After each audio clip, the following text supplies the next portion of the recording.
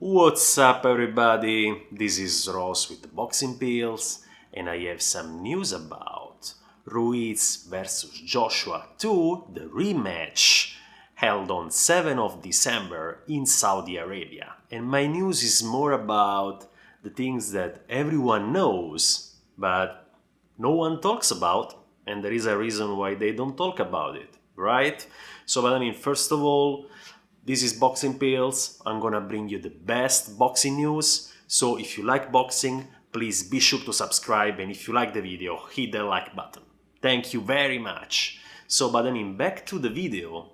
What I was saying was that there are a lot of questions that actually remained unanswered about, as Eddie Hearn rightfully said, the fight of the year, right? 7th of December in Saudi Arabia. Where did Saudi Arabia come from? Just we don't know.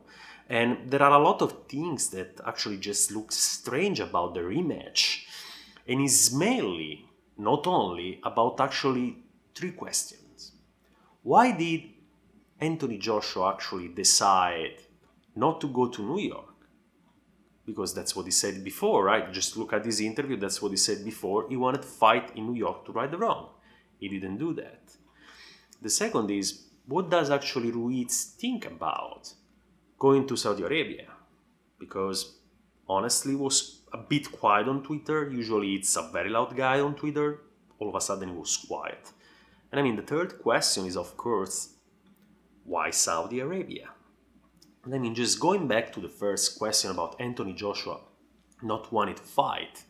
At the beginning he said, I want to go back to New York, right the wrong, and take my belt back. He was advised by many not to take the rematch immediately. Only the future knows if that's a wise choice or not. But, Eddie Hearn, on the opposite side, say, no, we want the rematch to be held in the UK, probably in Cardiff. Okay, so we have Anthony Joshua thinks one thing, New York.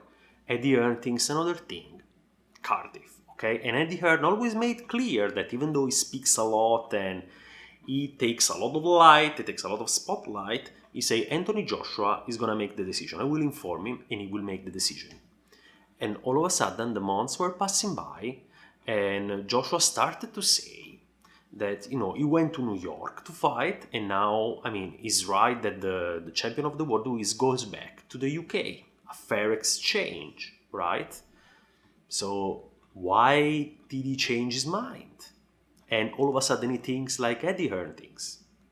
Honestly, lots of people are saying that Joshua is heavily influenced by Eddie Hearn. And what this man thinks. Eddie Hearn is where he is because he's a powerful influencer. Let's recognize it. And honestly, he has an effect on Joshua that is much more than actually a promoter. Because a promoter is somebody that promotes the fight. He doesn't decide who is going to fight with and where the fight is going to be held. He said it was Anthony Joshua that decided that. And all of a sudden, Anthony Joshua thinks like Eddie Hearn. Then, they were actually about to push for the UK. They made sure that in the indoor match close, even though now Ruiz is the heavyweight champion, they got the most power. Because, don't forget that they chose Ruiz.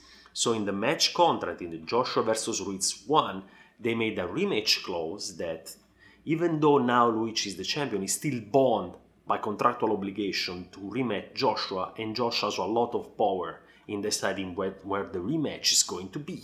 So they were actually pushing for Cardiff. It was actually almost sure that it was Cardiff.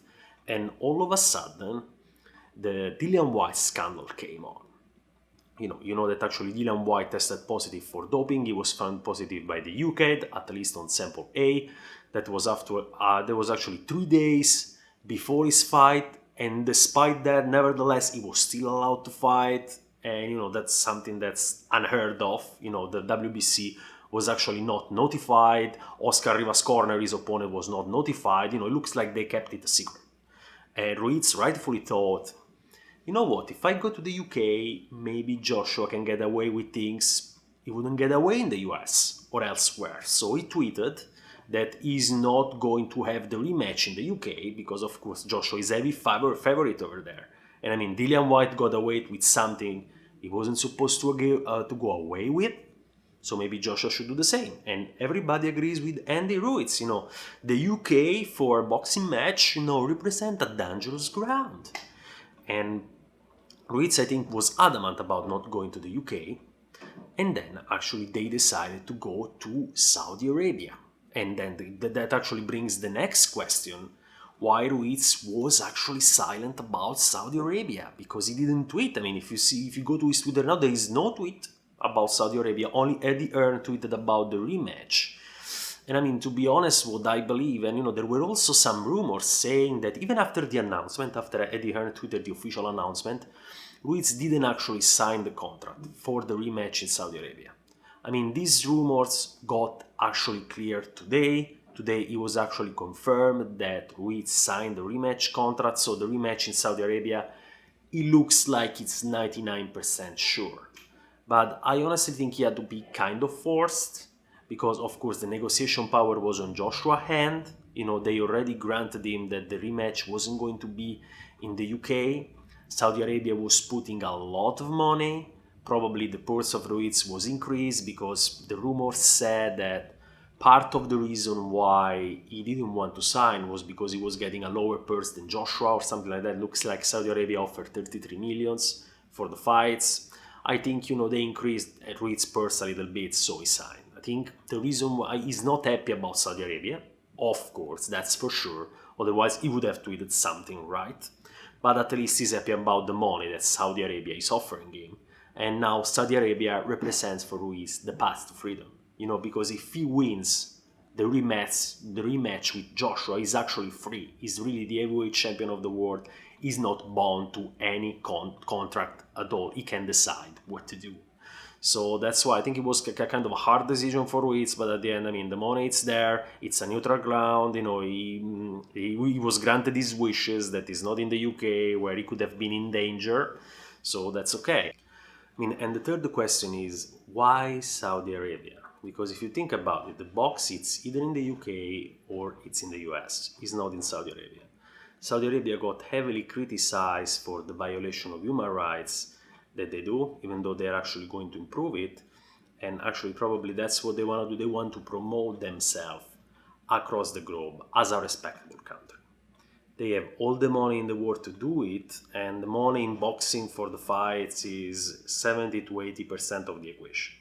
They may never tell you that, but when somebody presents with a super offer that no US and no UK can match, you close an eye on the violation of human rights. So that's actually why I believe Saudi Arabia got the first spot. And it's going to be pretty interesting. Honestly, I'm a bit disappointed it's going to be in Saudi Arabia, like many people are. It's hard to get there. It's so different, it's completely outside the comfort zone. It's okay if you step outside the comfort zone a bit, but not that much.